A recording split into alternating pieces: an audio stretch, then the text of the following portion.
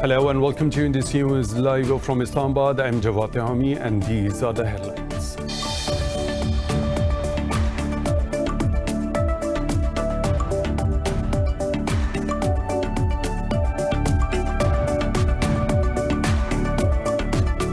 Iran has fired ballistic missiles from underground for the first time as part of its annual drills of the Strait of Hormuz. In a statement, Iran's Revolutionary Guards official Amir Ali Hajizadeh said the missiles were launched without using conventional equipment.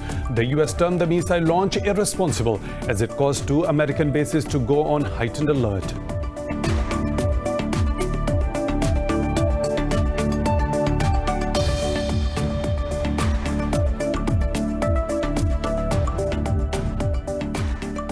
Pakistan has summoned a senior Indian diplomat to protest ceasefire violations by India along the line of control. The Foreign Office says 3 civilians were wounded in unprovoked fighting in the Rakchakri sector.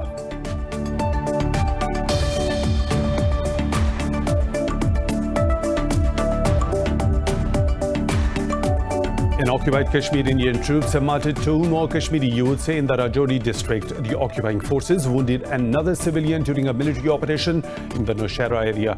The valley has been under New Delhi's crushing curfew and communications blackout for the past 359 days.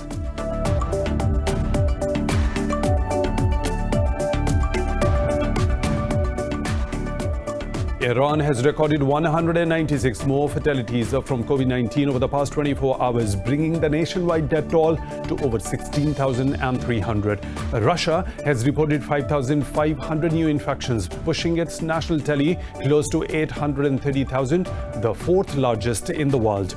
Meanwhile, in Pakistan, 27 more people lost their lives, taking the death toll to nearly 6,000, with over 276,000 cases. Globally, the virus has claimed over 661,000 lives and infected more than 16.7 million people.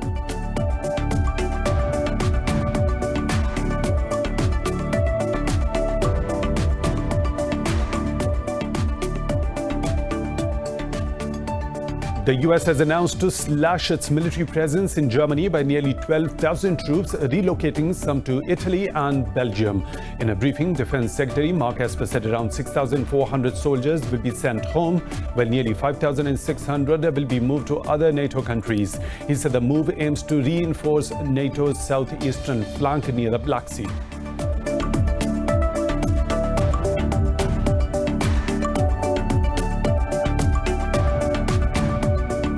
And in cricket, England have named an unchanged squad for the first Test match against Pakistan that begins on 5th of August in Manchester. The 3-match series will be held with limited spectators in a biosecure bubble. On Tuesday, England beat West Indies by 269 runs in the 3rd Test to capture the series 2-1.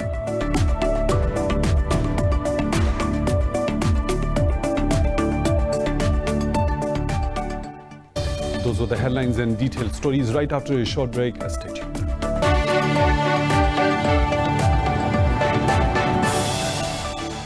Welcome back, and now for the news in detail. We start our news bulletin from Iran, which has fired ballistic missiles from underground for the first time as part of its annual drills of the Strait of Hormuz. In a statement, Iran's Revolutionary Guards General Amir Ali Hajizadeh said the missiles were launched without using the conventional equipment. The video released by Tehran shows missiles striking a mock-up US aircraft carrier. The US has termed the missile launch irresponsible as it caused 2 American bases to go on heightened alert. In a statement, the US Navy said Iran intends to intimidate and coerce Washington. It said the Navy is fully capable of defending itself against any maritime threat. To protest ceasefire violations along the line of control, Pakistan's Foreign Office has summoned a senior Indian diplomat after unprovoked Indian fighting wounded 3 civilians in the Rakchakri sector. In a statement, Foreign Office spokesperson Aisha Faruqi said Indian forces are continuously targeting civilian areas with heavy artilleries. She added that 14 people have been martyred and 138 wounded in over 1,800 ceasefire violations by India this year alone. The spokesperson went on to say that such acts are in clear violation of the 2003 ceasefire agreement. Meanwhile, in Indian-occupied Kashmir, Indian troops have martyred 2 more civilians in the Rajouri district. The occupying forces wounded another civilian during a military operation in the Nowshera area. The troops have sealed all the entry and exit points of the area. Police say a cordon and search operation is underway in the vicinity. Indian atrocities in occupied Kashmir have sharply increased despite the COVID-19 outbreak. The valley has been under New Delhi's crushing curfew and communication blackout for the past 359 days. China has slammed the US for reckless provocation after both the sides ordered tit-for-tat closures of each other's consulates in Chengdu and Houston. Speaking to his French counterpart, Chinese Foreign Minister Wang Yi said China-US relations could fall into the abyss of confrontation. He called for the rational communication between the two countries to solve bilateral disagreements. The foreign minister added that both the countries should never allow anti-China elements to overturn decades of successful cooperation.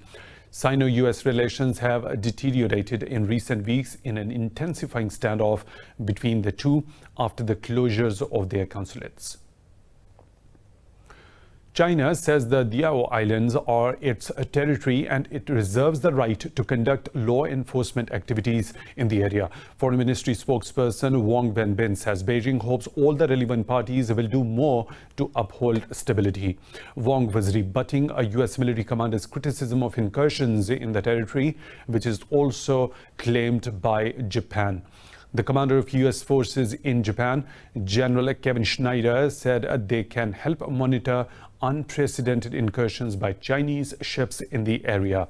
He said these intrusions are likely to escalate next month after Beijing lifts a fishing ban in the area. Schneider said the US will help its ally Japan defend against any attack. Now, daily COVID-19 cases in the US have climbed back to over 60,000 with nearly 1,600 deaths. Iran has recorded 196 more fatalities from the COVID-19 over the past 24 hours, bringing the nationwide death toll to over 16,300. Globally, the virus has claimed some 659,000 lives while infecting more than 16.6 million people. This report has the details. The new coronavirus shows no signs of declining in the Americas. Brazil has reported 921 deaths in the last 24 hours, taking the count to over 88,000 with nearly 2.5 million cases. Brasilia says it is confident of having the Oxford University COVID-19 vaccine in December. Over in the US, healthcare facilities struggle to deal with the enormous strain of cases emerging every day, while President Donald Trump continues to endorse hydroxychloroquine as a viable treatment for the virus. It's recommendations of many other people, including doctors. Many doctors think it is extremely successful. The hydroxychloroquine, coupled with the zinc and perhaps the zithromycin. But many doctors think it's extremely good, and some people don't. Some people, I think it's become very political. I happen to believe in it. After Spain, the virus has Germany in its crosshairs as over 3,000 cases have been reported in the past week. Germany has joined the UK in advising its people against traveling to virus-hit Spanish regions. I can hardly imagine, or rather not imagine at all, is that we will again be introducing border controls all over Germany. I have experience, we both have experience with border controls, had them at part of our borders with France, Switzerland, Austria and Denmark. Meanwhile, China has reported 101 new cases of coronavirus, the highest number since April. Of the new cases, 89 are reported from the far western region of Xinjiang. In Australia, Greater Queensland is closing its border to people from Sydney, requiring returnees to spend 14 days in quarantine. Emergency teams have been sent to tackle the virus outbreak to nursing homes in Melbourne, Victoria, as the state has reported over 9,000 cases. Meanwhile, in Pakistan, 27 people have died from COVID-19 in the last 24 hours, with the death toll rising to 5,892. The Health Ministry says 1,063 new cases were reported as the tally crossed 276,000. Officials say nearly 245,000 people have recovered from the virus so far. The ministry said there are now over 25,000 active cases and 1,179 critical cases in the country. Sindh remains the worst hit province with over 119,000 infections, while Punjab has reported over 92,000 cases. The US has welcomed a ceasefire announcement by the Taliban and Kabul government for Eid al-Adha. Special envoy for Afghanistan Zalmay Khalilzad said Washington hopes the occasion will bring Afghans one step closer to sustainable peace. Khalilzad said Washington wishes to see Afghan national security forces continue to service the people. He thanked the Afghan forces for their commitment to the country. Meanwhile, the UN mission in Afghanistan has also hailed the announced ceasefire. He said the reductions in violence should now pave the way for a quick start to intra-Afghan negotiations. The US has slashed its military presence in Germany by nearly 12,000 troops, relocating some to Italy and Belgium. In a media briefing, Defense Secretary Mark Esper said around 6,400 soldiers will be sent home, while nearly 5,600 will be moved to other NATO countries. He also said the US military's European headquarters would relocate from Stuttgart, Germany to Belgium. Esper said a key aim of the rotation is to reinforce NATO's southeastern flank near the Black Sea. The Defense Secretary said troops may be also moved to Baltic states if any agreement is reached. Earlier, President Donald Trump announced to withdraw troops from Germany because of Berlin's failure to spend enough on defense. Russia and the US have agreed to continue talks to avoid space-related incidents. The US Department of State says this exchange took place during the first phase dialogue with Moscow in 7 years in Vienna. The State Department said both the parties discussed current and future space threats, policies, strategies, and doctrine. It said they conversed over a forward-looking agenda to promote safe and sustainable activities in space. They also mulled operational issues to minimize misunderstandings between both the countries. This comes after the US and the UK accused Russia of weaponizing the space and threatening the interstellar status quo.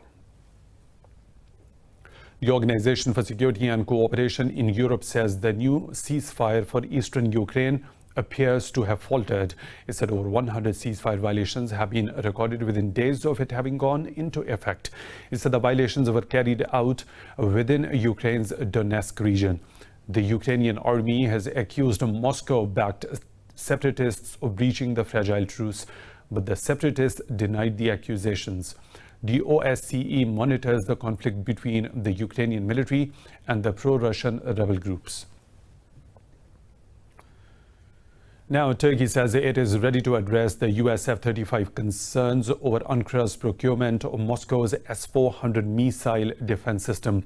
Speaking at a webinar, Defense Minister Hulusi Akar said US should consider its decision to suspend Turkey from the program. He also underlined that the suspension was unjust. Akar said the US government reports show Turkey's suspension from the program has brought critical risks to production for the aircraft. He said Turkey's defense industry has continued to supply key parts of the aircraft despite the COVID-19 pandemic. He said Ankara was not just a customer of the F-35 program, but a partner. Turkey has launched a new anti-terror operation comprising of over 1,000 personnel in its eastern Tunceli province. In a statement, the Interior Minister said Operation Yildirim 4 is launched to eliminate separatist terror group from the country. The ministry said Turkey's operations against terrorists within the country continue successfully with the support of the public. In its more than a 30-year terror campaign against Turkey, the PKK has been responsible for the deaths of around 40,000 people. Thousands of workers have taken to the streets in Bolivia's Alato city to protest the delay in the country's presidential election. The Bolivian Workers' Center Union led the demonstration after September 6 polls were postponed to 18th of October due to the coronavirus. The union assessed presidential candidate Jeanine Áñez and her interim government is using the pandemic to extend its power. It said the Conservative administration is persecuting the supporters of former President Evo Morales' movement for socialism. Morales has been exerting his political influence from exile and has called for the election to be held as previously planned. The union also declared an indefinite general strike and mass mobilizations across the country. We will be here until the end, even if the blood runs. This will be the fault of the de facto president, since she has not complied with the election date and is playing with the people. She's playing with the emotions of the people because we want elections on September 6 either way.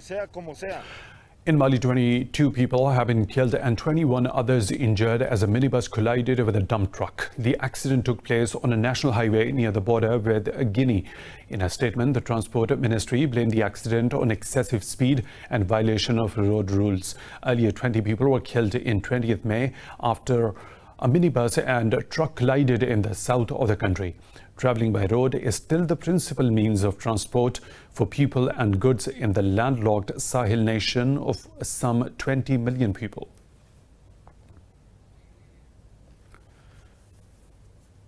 It's time for a short break. We'll be back with more stories. Stay tuned.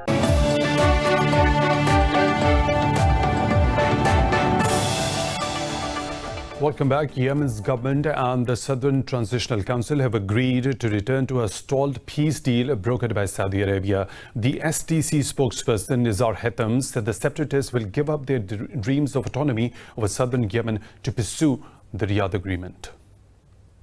Haitham said the STC affirms the continuation and deepening of a strategic relationship with the Arab alliance at all levels. Saudi state media said under the resolution, the Prime Minister will form a government within 30 days from both northern and southern Yemen. Welcoming the Saudi proposal, Yemen's embassy in Washington said a new governor and head of the security agency will be appointed in Aden. The government said the STC should now work under the leadership of President Mansour Hadi to resolve issues. The Riyadh agreement was negotiated in response to a southern separatist takeover of Aden city in last November. In Saudi Arabia, Hajj, the annual Muslim pilgrimage to Mecca, has begun following necessary precautions in context of COVID-19 pandemic. For the first time in the modern era, Muslims from abroad will be unable to attend the pilgrimage due to efforts to contain coronavirus. This year's event has been limited to some 1,000 pilgrims from within Saudi Arabia, 70% of whom are foreign residents of the kingdom. The pilgrims are required to isolate at home for 7 days before arriving in Mecca. They will have to wear masks and observe physical distancing during a series of religious rites which are completed over 5 days.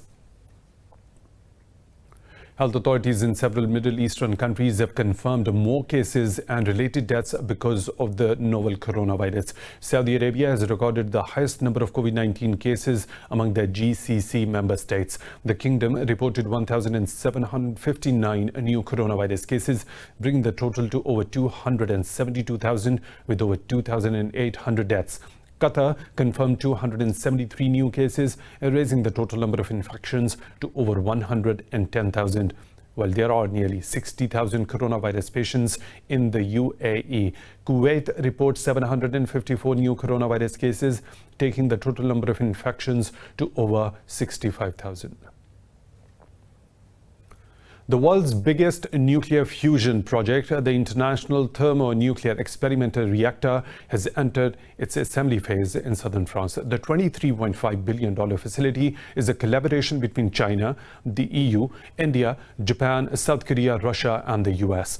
All the members share in the cost of the construction. The facility will be able to start generating the super hot plasma required for the fusion power. Member countries say fusion can be a source of clean, unlimited power that will help tackle the climate crisis. China's President Xi Jinping sent a congratulatory message to the ceremony for the start of the assembly of the project. French President Emmanuel Macron said the effort will unite countries around a common good. Russia says 35 out of 133 invited states have confirmed to join the Army 2020 Defense Forum. Russian Defense Ministry official says coronavirus pandemic has complicated preparations for the event. In an interview ahead of the exhibition department, Colonel Oleg Kulakovsky said at least 11 states will send high-level delegations to the event. He said this forum will be the first large-scale international exhibition in Russia in 2020 after the quarantine was lifted. The Army 2020 International Military and Technical Forum in Russia will run next month at several practice ranges and military districts. A report by conservation groups says populations of migratory river fish have collapsed by 76% on average in the last 50 years. This research was conducted by the International Union for the Conservation of Nature, WWF, Zoological Society of London and the World Fish Migration Foundation. The groups believe overfishing and loss of habitat are the reasons for the catastrophic decline. The study looked at 247 species of the fish from around the world. It found that their populations had declined on average 3% year per year between 1970 and 2016. Europe saw the sharpest falls of the regions with a drop of 93%, while populations shrunk an average of 84% in Latin America and the Caribbean. In London, a Rembrandt painting sold for $18.7 million in Sotheby's live stream sale due to the coronavirus outbreak. The sale set a new auction record after a 6-minute bidding battle in the Bond Street sale rooms. The Rembrandt is a self-portrait of the artist as a young man, one of only 3 left in private hands. In addition to the Rembrandt, one of the Meadows' dream paintings, Peniocha from 1927, sold for $28.8 million. David Hockney's Perfect, a poolscape, also made a splash, selling at $6.2 million. Mediterranean Sea View by Banksy, based on the refugee crisis, sold for $2.8 million. The nominations for the prestigious television awards, the 72nd Emmy, have been announced. Netflix dominated all the networks with a record 160 nominations for the shows that included Stranger Things, Tiger King, and Unorthodox. It was followed by HBO with 107 nominations, including a surprise nod for Zendaya, the 23-year-old star of teen drama Euphoria. Watchmen secured 26 nominations, including Best Limited Series, while Amazon Studios' The Marvelous Mrs. Maisel got 20 nominations. Multiple nominations have also gone to actors of color, including Muslim American Rami Youssef for his semi-autobiographical comedy named Remy. The Emmy Awards will be announced at a ceremony on 20th of September. More stories to follow, but right after a short break, stay tuned.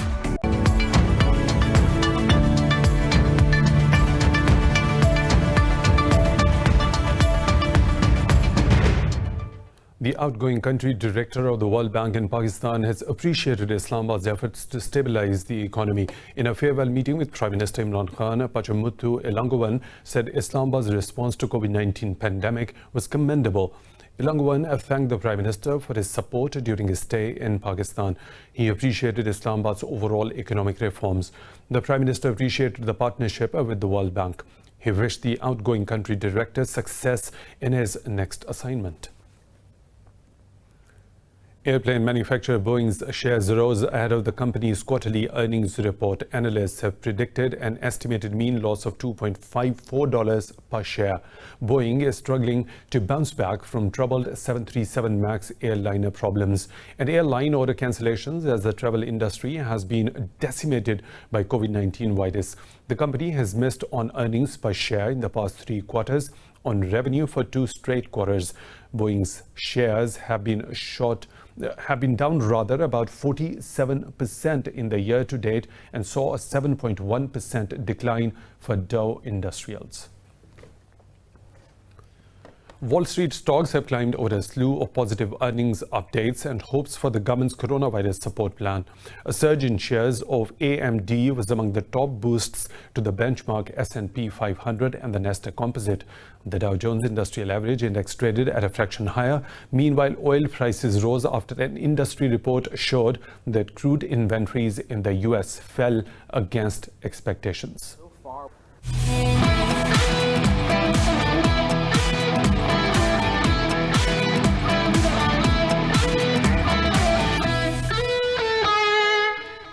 England have named an unchanged squad for the first test match against Pakistan that begins on 5th of August in Manchester.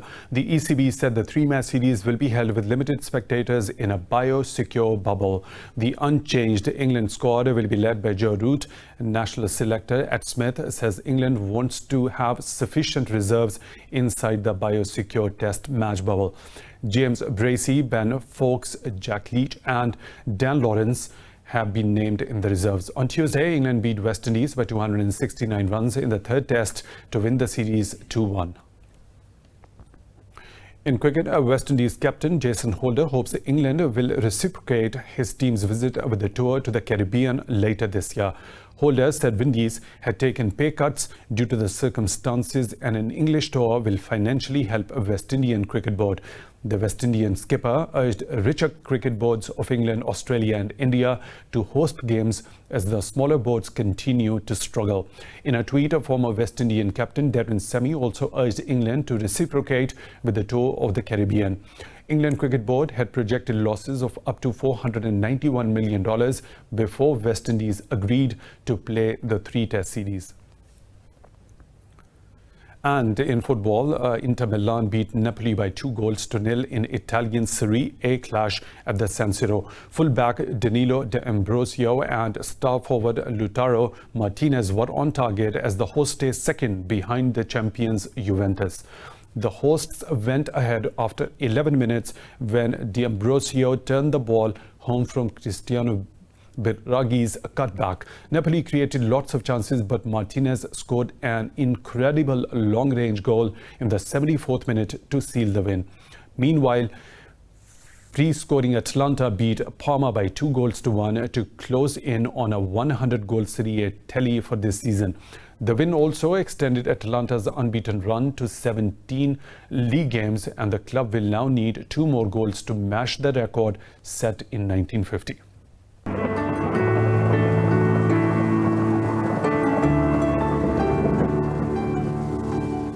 Another weather situation from around the globe.